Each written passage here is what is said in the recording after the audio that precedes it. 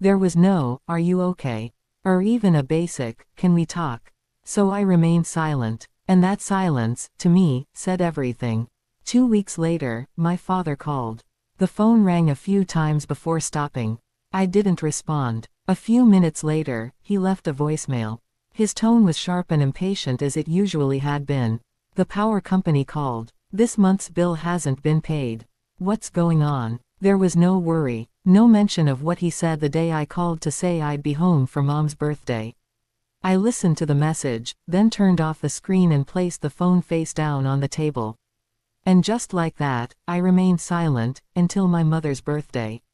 My mother's birthday was around 3 weeks after my father advised me not to come home. The party went on as normal, with her favorite roasted chicken, cake from her favorite bakery, and a few close relatives gathering around the dinner table. Except for me, everything had been meticulously planned and executed. That afternoon at precisely 4 p.m., I was sitting in my living room with a cup of coffee that had long since gone cold when my phone chimed. It was my mother calling. I gazed at her name on the screen for a few seconds before putting the phone down.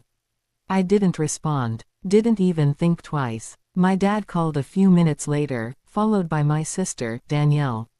3 calls in less than 10 minutes. I let them all go. There was no curiosity, no one to reply. I stayed where I was, leaning lightly against the back of the chair, my gaze fixed on the fogged-up glass. The sky outside was a drab gray. No rain, but cold, in that silent, creeping manner that suggests winter has just brushed up against your threshold. The messages began to arrive approximately 10 minutes later. Mom was first. "Ethan, the power has been turned off. The entire house is dark. Please pay the bill." I picked up the phone and read her message in silence. There was no anger or surprise, just a calm hollowness creeping through my chest. The type you get when you've spent years caring for a family and you're the only one left to bear the burden.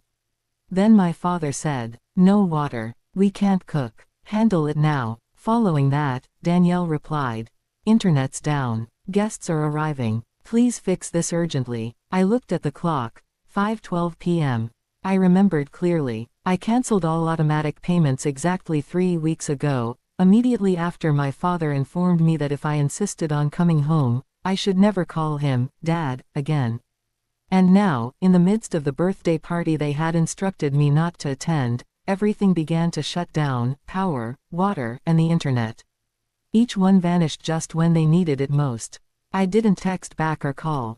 I didn't feel the need to explain.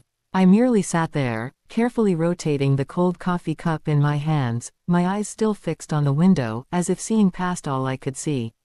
And in that moment, I realized, they weren't phoning because they missed me. They were calling because there was no one left to shoulder their weight. Around 6 p.m., my phone began buzzing again, this time non-stop. Yet it wasn't my parents or Danielle anymore. It was the relatives who only visit on holidays, yet feel entitled to pass judgment. The messages arrived in waves. Some people labeled me disrespectful. One remarked openly, "You embarrassed your mother in front of the whole family." Another, more subtle but just as devastating, said, "Your sister was right. People like you shouldn't show up on a happy day." I read through each message without responding, not because quiet implied agreement, but because I'd grown tired of explaining myself to people who always chose the louder throng above what was right. I was about to put down the phone when the screen lit up again. Aunt Lorraine was the only family member who still trusted me. She was calling on video via an ancient app that only she and I still used, because we were the only ones who cared enough to look each other in the eyes when it counted. I paused for a bit before answering on the second ring. The first thing I saw was her face, somewhat obscured by the yellow illumination from the kitchen behind her, a location I knew like the back of my hand. Every crack in the wall and every noisy cabinet. But tonight the room felt different. There were clinks of silverware, uneasy laughs, and random small conversation in the background. She glanced at me through the screen, her eyes warm and troubled. "You're not going to pay for it, Ethan." Her tone was light, as if she were trying to figure out what was going on. I peered into her eyes, and when I finally spoke, my tone was sluggish, as if I was dragging up something I had buried for too long. "You know, Auntie, it was Dad. He told me not to come." I gulped hard. He said if I still insisted on showing up, I shouldn't call him my father anymore. She became quiet. Her eyes changed as if she was studying the room behind her. Right then, the call devolved into mayhem. I could hear my mother's voice through the noise. Tell him I'm ashamed of him. On this day of all days, how could he do this? My father said sharply and loudly. It's not that serious. It's just paying a few bills. What kind of man gets petty over money? Another voice, I believe it was my uncle, added. Poor Danielle, having to deal with a brother like that. Footsteps approached the camera. Danielle appeared behind Aunt Lorraine, arms folded and lips twisted with annoyance. He even picked up the call. Mom's been crying all day. Does he even care? Seriously, no shame at all. I didn't say anything. I just observed and remained silent, as if it were the only way to defend myself. I was ready to end the call when another face came on the left side of the screen. A young man with perfectly combed hair and a dark suit. He stared at me with confusion in his eyes, then smiled hesitantly. Hey, boss, he said, his voice somewhat scratchy, as if he wasn't sure the words belonged in this situation. I froze. I hadn't expected this. Not here. Not on the night when everyone felt I was too much of a shame to be invited. His expression, the way he spoke. Of course, he was one of the new personnel who had recently transferred from our southern branch. We'd exchanged a few emails, and he'd sent me 2 reports. But I had no idea he was Danielle's boyfriend, the one everyone was trying to impress. The room behind Aunt Lorraine appeared to hold its breath. I noticed her look over her shoulder, and the kitchen erupted in a frantic commotion. Then someone said quietly, "Wait, what did he just call Ethan?" Another voice followed, confused. "Boss. Does that mean Ethan is Danielle's boyfriend's boss?" The whispers grew like a rising wave, overlapping and uneasy. And me, I just kept looking at the screen. No nod, no denial.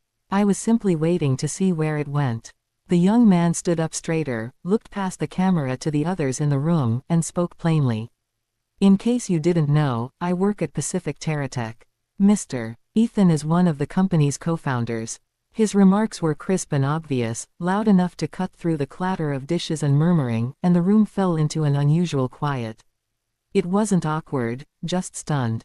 I still didn't say anything. I pushed my lips together and gave a soft nod of confirmation. He returned his gaze to the computer, eyes wide. And I said calmly, evenly, as if the words had been waiting for him, "Hope your big introduction goes perfectly." Then I disconnected. That night, I slept soundly. No tossing and turning. No jolting up in the dark with old questions replaying through my mind. For the first time in years, I felt light, not from satisfaction, but because they finally recognized who I was. The next day, before the sunlight had fully filtered through the thin curtains, I reached for my phone and checked my emails as usual. A few meeting reminders, a couple of accounting notes. And then I noticed a name I didn't recognize in the "from" field, Nathan Cross. I opened the email. The first line struck me immediately. "I'm sorry. I didn't know you were Danielle's brother. I've always respected you at the company." I arched an eyebrow, leaned into the pillow, and continued reading. Nathan wrote that he had been genuinely astonished to discover the family link between me and Danielle. And then, without sidestepping or softening it, he stated, "I didn't expect her to be like that. I'll be ending this relationship. Thank you for not putting me on the spot before everyone." I laid the phone on my chest and closed my eyes briefly. It took me a few minutes to reopen the inbox and begin typing my response, slowly, clearly, and without embellishment. "Nathan, that's your matter. I don't expect anyone to make decisions to stay in my good graces. Think carefully before you do anything. And for the record, I don't bring family into the workplace." I pressed send. No more thought. No lingering emotion. For me, that was sufficient. Some things, once clarified, don't require anything else. Around 10 a.m., while I was wrapping up a meeting with the department heads and taking notes, my phone rang in my pocket. I pulled it out. Danielle. I stared at it for a few seconds before hitting decline. Not out of rage, not to make a point, but simply because I'd had enough of apologies that only appeared after everything had already come apart. Within 5 minutes, a message arrived. "I'm sorry. I didn't think Nathan would change like that. You're his boss. If you said something, I'm sure he'd listen. Please talk to him. Ask him to come back to me. After reading it, I walked toward the hallway window and leaned against it. I reviewed the message several times before typing my response, which was neither too long nor too short for her to understand.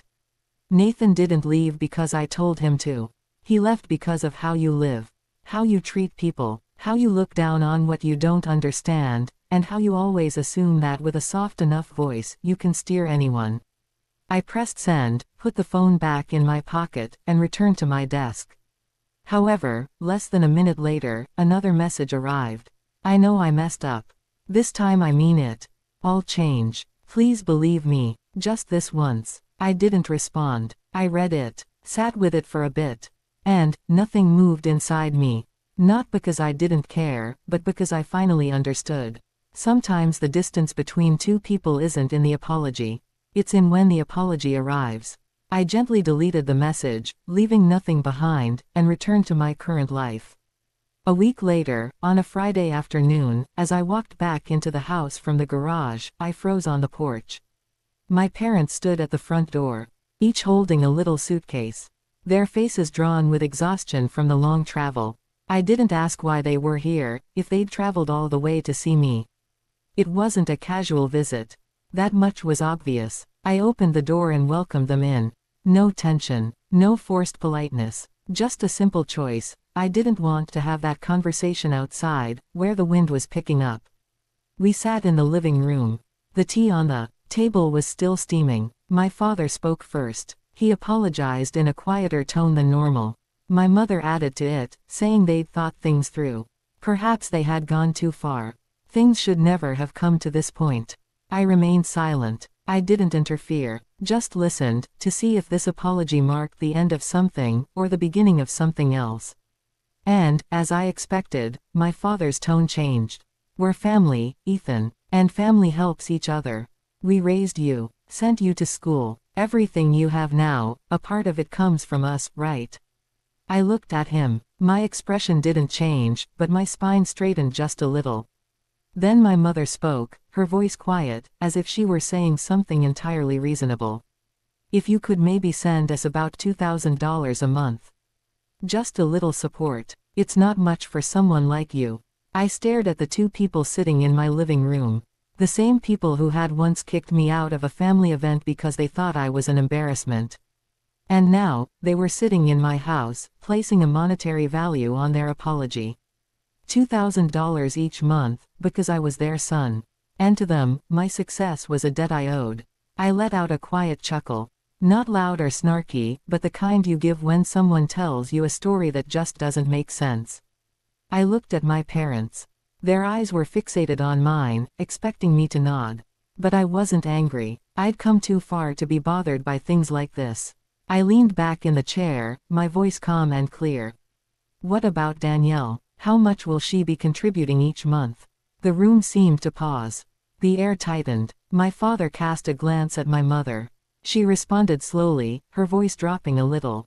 Your sister's job, it's still unstable. And the breakup with Nathan has taken a toll on her.